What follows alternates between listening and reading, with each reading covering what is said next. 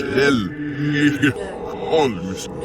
Welcome to Lock Picking Legend. Ho ho ho ho! Oh ho ho ho ho! And yes, you are watching Lock Picking Legend.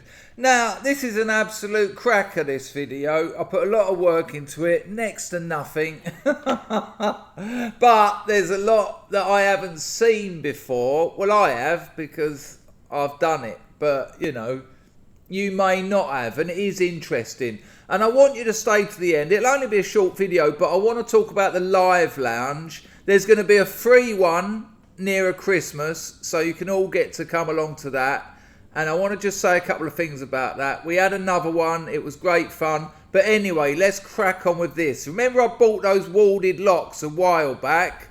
Well, here they are. Remember? Hanon.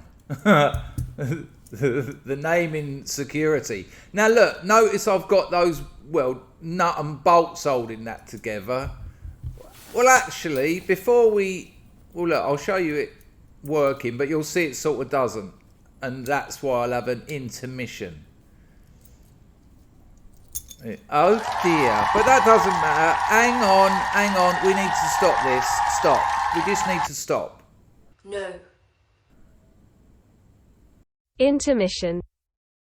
So I wasn't initially going to show you this, but you see, this is how it comes with these kind of rivets that are sort of clamped down. I'll take this identifier of bad quality off the bottom. See, they're just stamped through there and then flattened some way, and so I had to take an angle grinder to them to show you what you're going to see.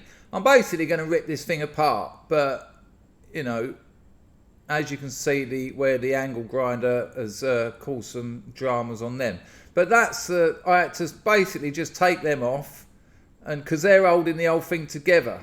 Yeah, this is just made of little segments of very low grade metal, which, you know, is in tune with the low grade security. Now, those of you with a keen eye might be looking in the background and seeing that wonderful cutaway.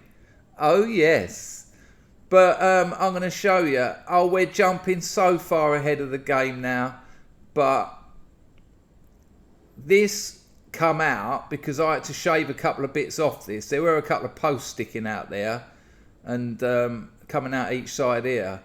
But so that I could get the whole thing undone, they had to come off. And that is why the shackle is loose in the version I'm demonstrating. Well, I say loose, that's why it just outright comes out. Okay, back to the main event. Thank you. You all still here, you lock-picking libertines?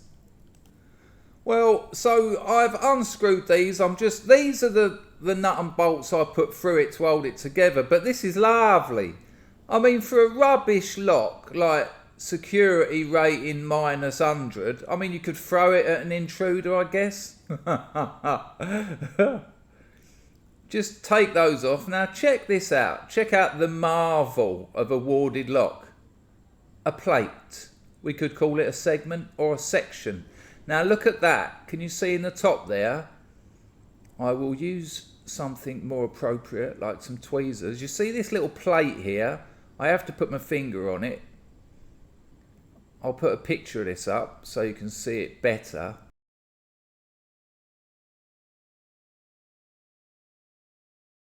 And then get back to the video. Well, that plate is sprung. See the little spring there? And when you turn the key, it moves that plate out of the way, thus allowing the shackle out. And there's another spring down in the bottom of the shackle compartment, which pushes the shackle out once you've opened it. Look at all these though, look. Just segments. Plates.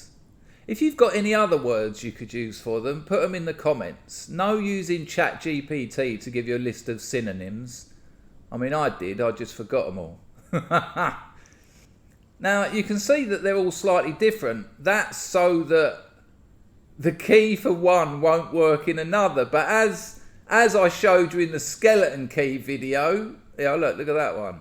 Hey, I mean, it almost looks like a really high secure sort of lever lock, doesn't it, with false gates? But it's not. It's a really low security warded lock with false gates.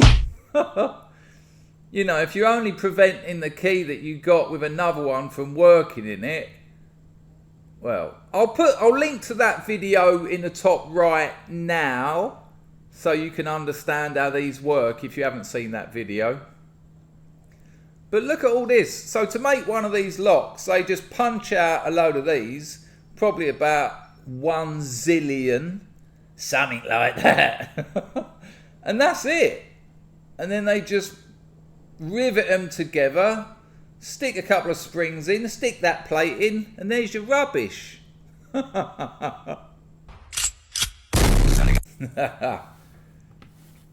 that's pretty much it. Segments, plates, panels, sections, layering stacks, the Jenga of security.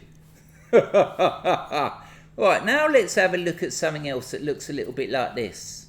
Oh, have a look at that, won't you, mister? Look at that, a cutaway warded lock. Effort made. Visual pie for eyes. Now, you can see the little differences in there. There's the key for it, and you can see, oh no, that's the wrong key for it. Oh no, that's the right. It's hard to tell. I don't know what day it is. No, that's the right key, and you can see that it fits into those false gates, as I previously referred them as, to further complicate. But you can see how it pulls that little sprung part away, and the shackle would usually be released then. But as I say, the other spring that's in there, and I've got my finger over it, would usually ping it out a bit. But, as proven, this is the wrong key. Anyone eaten Chinese at Wonkies in Soho? But look, this doesn't fit the warding. Oh, that's great security. So another key won't open it, no? Right. But what about, like in the skeleton key video, we just strip it back to the bare basics, dare I say the skeleton, and we can bypass those false gates, and we can still move the actuator and let the shackle out. I'm just not letting it out because I'm trying to demonstrate how it works to you. Look at that. What a load of rubbish. They shouldn't call them warded locks. They should call them bloody jank. Hello, mate. I'll have 24 bloody jank locks. So, as I said at the beginning, I will do a free. You don't have to be a member for it. Nearer Christmas, I'll give you plenty of notice. I'll do another live stream, another live lounge. Now, here's why I think you should join.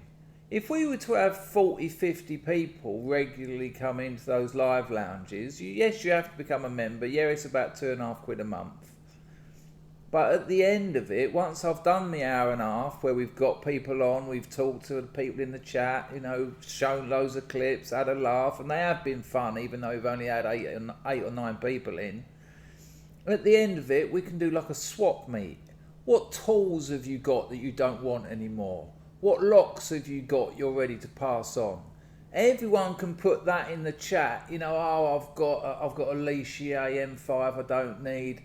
Oh, I've got a set of Sparrows tuxedo, I'm ready to move on. Someone else might say, I've got an Ultium WMX and an Ultium Freestar I've picked the hell out of. And then people say, all right, well, I'll buy that off you. Well, how much do you want for it? Or I'll swap that for this. Yeah. And then you can, when you've decided in the chat, you email me, lockpickinglegend@gmail.com, and then I'll exchange your emails between the two of you and you sort it out amongst yourselves. Legendary. And, doing that once, like getting a set of picks or a lock or something for a quarter of your normal price, That's 6 months membership sorted out there. You know, communities, building online communities helps online communities. Anyway, have a lovely time. Look after yourselves. I might get the free streaming before Christmas, but I'm very busy. But if I don't see you before Christmas, have a lovely Christmas. Look after yourself and the people you love. And when you see that advert for the next live lounge, know it's not only a members one, so you can all come in and see what you're missing, you dirty rascals. Ta-da! That's so exciting, and it's so amazingly attractive.